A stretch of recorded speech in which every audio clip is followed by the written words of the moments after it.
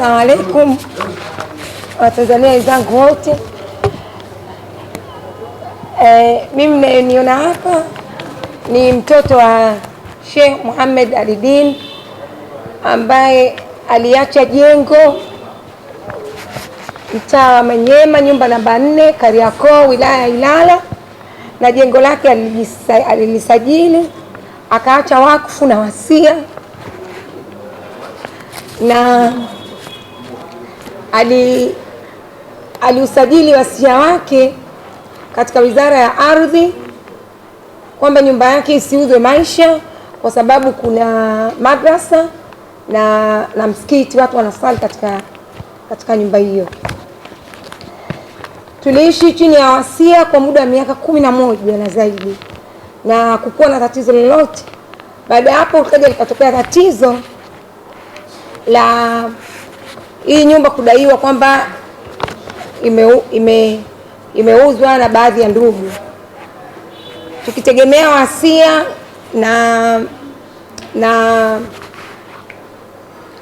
na mambo mengi ambayo yalikuwa yakifanyika baada ya kudaiwa kwamba hii nyumba imeuzwa, nilijaribu kupata msaada kutoka ardhi.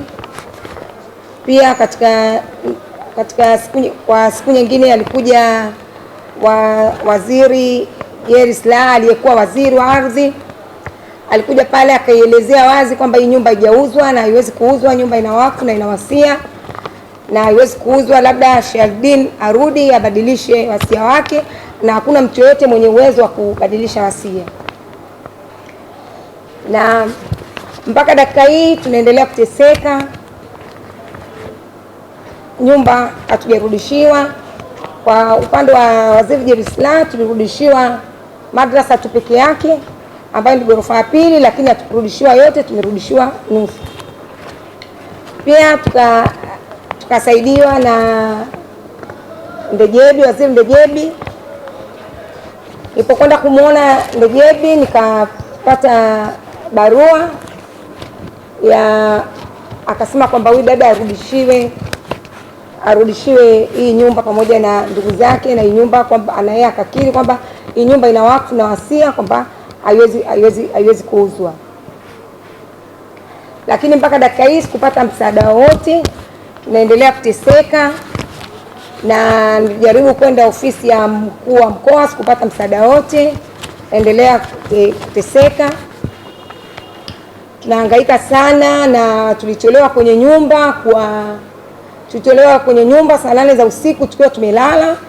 Tumetolewa, tumevaa nguo zetu za kulalia na mabouncer, tumepigwa, tumekunjwa.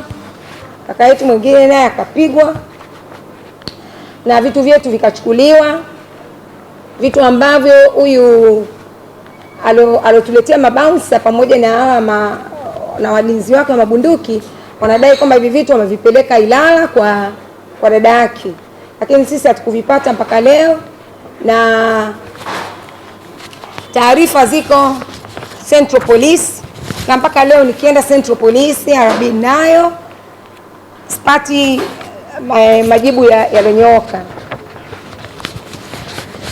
Na kama mnavyoelewa, hii nyumba ina wakfu na wasia, na kuna baadhi ya maustadhi wengi ambao wanachukua sadaka zao kutoka katika nyumba hii, na wengi wanafikiria kwamba hii nyumba imerudishwa. Nyumba haijarudishwa, bado iko chini ya mtutu wa bunduki wa mzee Nyamika, na wanafunzi wengi wanashindwa kuhudhuria madrasa kwa sababu wazazi wao wanawazuia, wanaogopa mabunduki.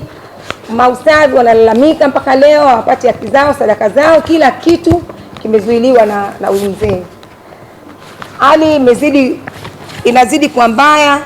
Naomba msaada kutoka kwa serikali, na muomba Mheshimiwa Rais Samia, mama yetu kipenzi, mpenda haki, na kuomba Rais Samia utusaidie, maana sisi baba yetu hii nyumba alikuwa chini nyinyi serikali ya kutuachia sisi kusajili kwa baba kwenu nyinyi, maanake aliamini serikali. Kwa hiyo tunaomba msaada wako, turudishie nyumba yetu, mimi pamoja na ndugu zangu au na ndugu zetu wote ambao tuliopinga haya yalotokea. Tunaomba Mheshimiwa Rais utusaidie sana katika hili, utusaidie kupata msaada wako, tupate nyumba yetu.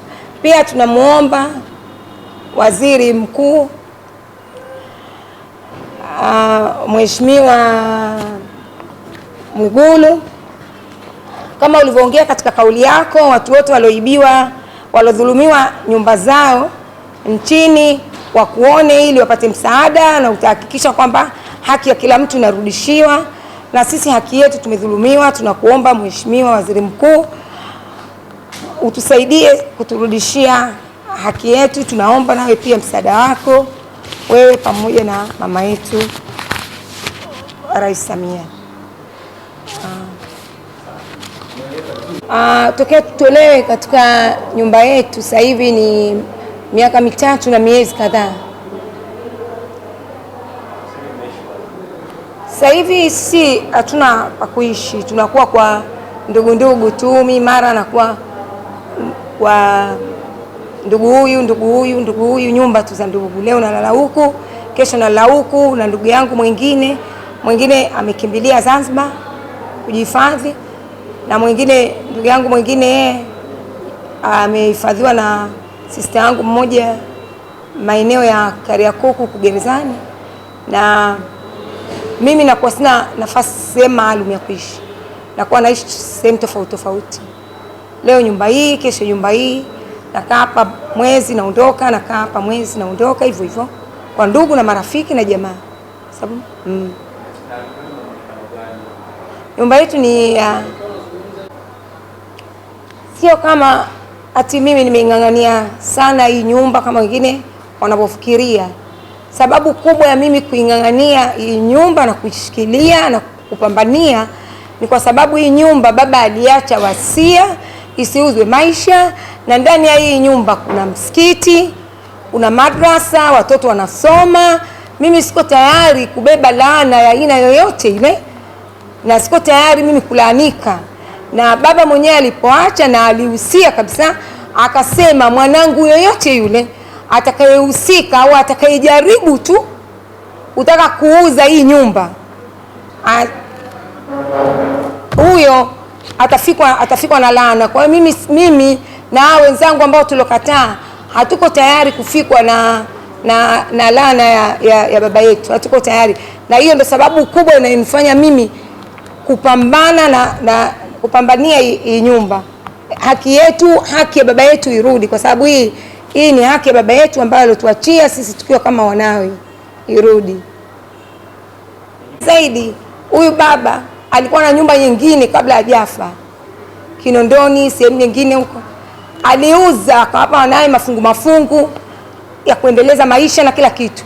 Akahusia hii nyumba isiuzwe, na hii nyumba yenyewe ina historia. Kuna wana Dar es Salaam wengi ambao wamesoma katika hii nyumba. Wengine sasa hivi labda wana miaka zaidi ya, na ina historia. Hii nyumba ni yetu sisi tokea kukiwa kiwanja, tokea enzi ya Mjerumani. Kwa hiyo kila mtu anaiendeleza ile ule wasia na ule utamaduni fulani wa dini. Kwa hiyo toka kwa bibi yetu huko, kwa bibi yetu tena mwingine mpaka kuja kwa baba, na sisi pia tunaendeleza. Kwa hiyo mimi siko tayari kubeba laana ya aina yoyote kutoka katika nyumba hii.